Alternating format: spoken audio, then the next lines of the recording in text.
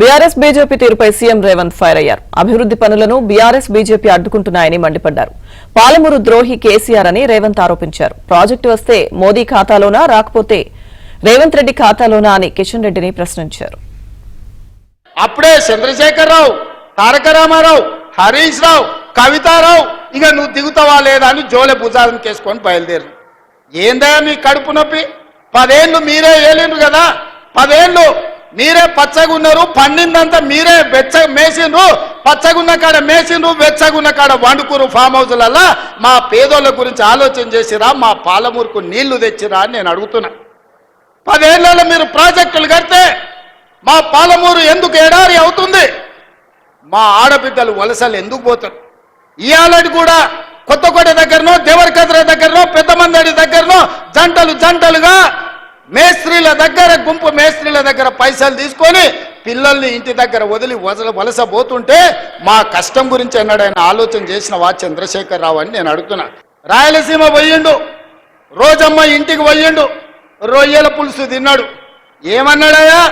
రొయ్యల పులుసు తిని రాయలసీమను రతనాల సీమ చేస్తాన్న సన్నాసోడేవాడని నేను అడుగుతున్నా.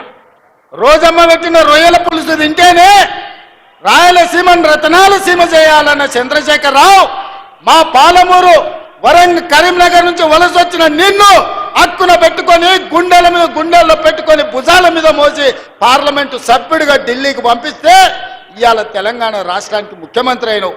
మరి మాకెంత చేయాలి నువ్వు? ఇవాళ నిన్ను ఎంపీగా గెలిపించినందుకు నీ చర్మం వచ్చి మా పాలమూరు బిడ్డలకు చెప్పులు కుట్టించినా కూడా అది తక్కువనే అవుతుంది. నువ్వు పాలమూరు ద్రోహివి. 10 ఏళ్ళు 2 లక్షల కోట్లు సాగునీటి ప్రాజెక్టుల మీద ఖర్చు పెట్టిన నువ్వు మా పాలమూరు ఎందుకు పూర్తి చేయలేదు? మా కల్వకుర్తిని ఎందుకు పడావు పెట్టినవు?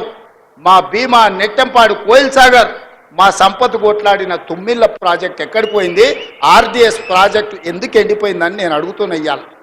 ఇవాళ మా ప్రాజెక్టులు నువ్వు ఎండబెట్టబట్టి ఆనాడు నువ్వు ఎస్ఎల్బీసీ మేము మొదలుపెట్టి 32 కిలోమీటర్లు పూర్తి చేస్తే 10 కిలోమీటర్లలో 2 కిలోమీటర్లు వేసి పడావు పెట్టే 10 ఏళ్ళు పడావున్న ఎస్ఎల్బీసీ పనులు ఆగిపోవడం వల్ల ఇవాళ కుప్పగూలి 8 మంది ప్రాణాలు పోయినాయి.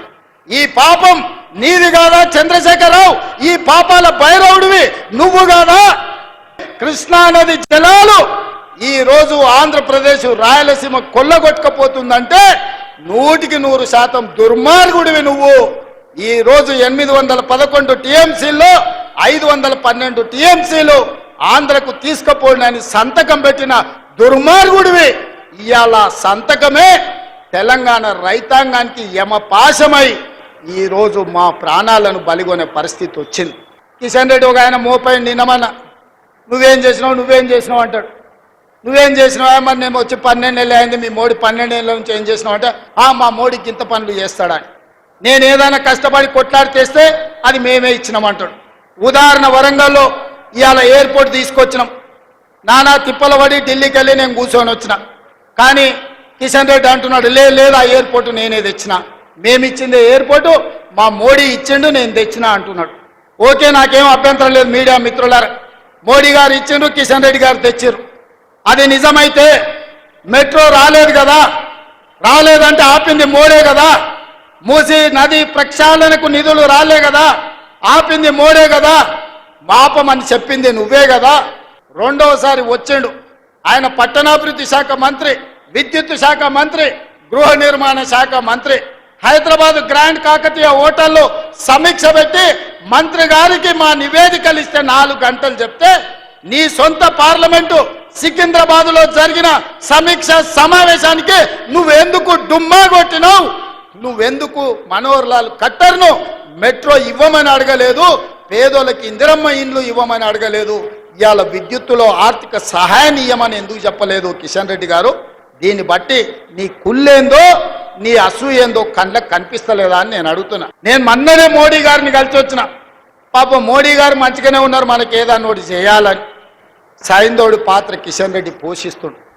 సమస్య అక్కడ లేదు, సమస్య ఇక్కడనే ఉంది, కుటిలం ఇక్కడనే ఉంది, కుతంత్రం ఇక్కడనే ఉంది. అందుకే ఇవాళ కిషన్ రెడ్డికి చాకిరేవు పెట్టిన. సమస్య మోడీ కాదు, సమస్య ఇవాళ సమస్యలు పరిష్కరించాలని మోడీ తెలంగాణ పట్ల సానుభూతితో ఉన్నా కిషన్ రెడ్డి గారు పగతోని ఉన్నాడు. ఆయన చీకటి మిత్రుడు కేసీఆర్ దిగిపోయిందన్న దుఃఖంలో ఉన్నాడు. ఆయన దుఃఖం ఏందో నాకు అర్థమవుతలేదు, ఆయన బాధ ఏందో నాకు అర్థం కావట్లేదు.